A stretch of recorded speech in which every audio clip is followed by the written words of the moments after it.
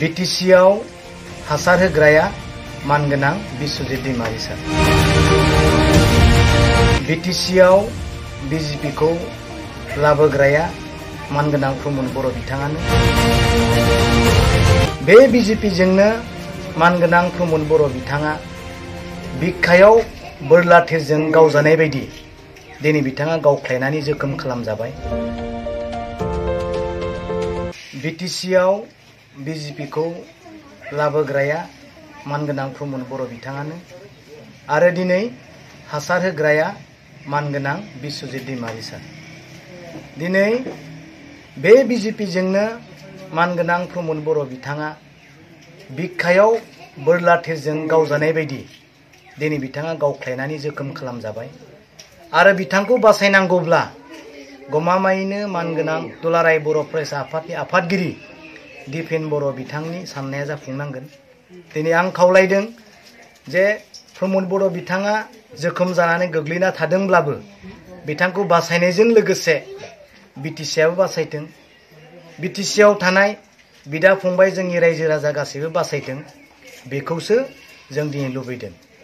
नंगौ, दिनै आं आगोलबो बुंदों बिटिआर एकर्डनि गेजेरजों बिटिआरनि रायजोफोरनो जेसेबां होनो थाखाय आसाम सरकार आरो सेन्ट्रेल सरकारा एग्रिमेन्ट खालामदोंमोन, होनायनिख्रुइ लांनायासो बांसिन होननानै आं दिनै नोंथांमोननि सिगाङाव बुंदों आरो बुंबाय थागोन।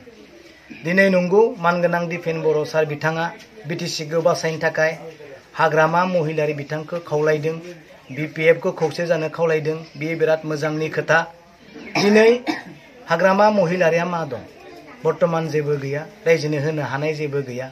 अब्लाबो दिनै बै समाव मुगैजादोंब्लाबो, नासयजादोंब्लाबो, अयनाय खालामजादोंब्लाबो, पुलिस मिलिटारिजों दिनै अयनाय खालामजादोंब्लाबो बिथांनि मानसिफ्रा सोरबाया जेल जानांदोंब्लाबो, एनआइएनि दाखिल खालामजादोंब्लाबो, सोरबा हमजादोंब्लाबो, थिखादारफोरा दिनै बिल होजायाखैब्लाबो, सोरबा सोरनिबा फाइलफोरा दिनै पुलिस केस नांनानै दङ, बेबायदि खालामजादोंब्लाबो दिनै हाग्रामा महिलारि बिथाङा प्रमद बर' बिथांखौ जेबो बुङाखै, जेबो अयनाय खालामाखै।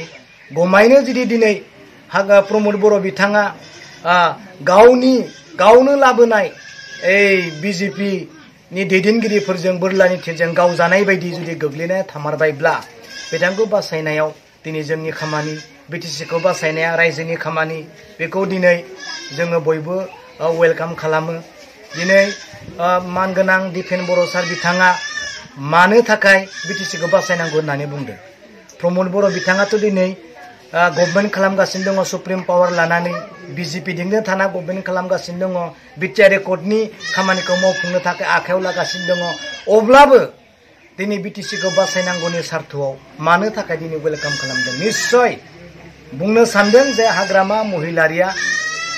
हाग्रामा महिलारिनि दैदेननाय लिडारशिपनि गेजेरजोंसो बिटिसिआ बासायगोन, रैखा जागोन होननानै निस्सय बिथाङा दिनै रायजोनि सिगाङाव प्रखा खालामनो नागिरदों। बेनिखायनो आं खावलायदों, गले गले बयबो खावलायदों, बयबो बुंदों, बिपिएफ आरो इउपिपिएल ज' जानानै रायजो खुंनायखौ, सरकार सालायनायखौ बेबो लुबैनाय हिसाबै आं बेखौनो बुंगोन। आरो मानगोनां दिपेन बर' सार बिथाङा जा लामायाव आवगायदों बेखौ साक्सेस खालामथों। उनफोराव आरो बिनिख्रुइ गाज्रिसिन अबस्थाया जेन जाया बेखौ दिनै आं खावलायगोन। बिसोरखौनो बुंनानै आं दिनै वेलकाम खालामनायजों आं दिनै साबायखर बावहरदों। Thank you.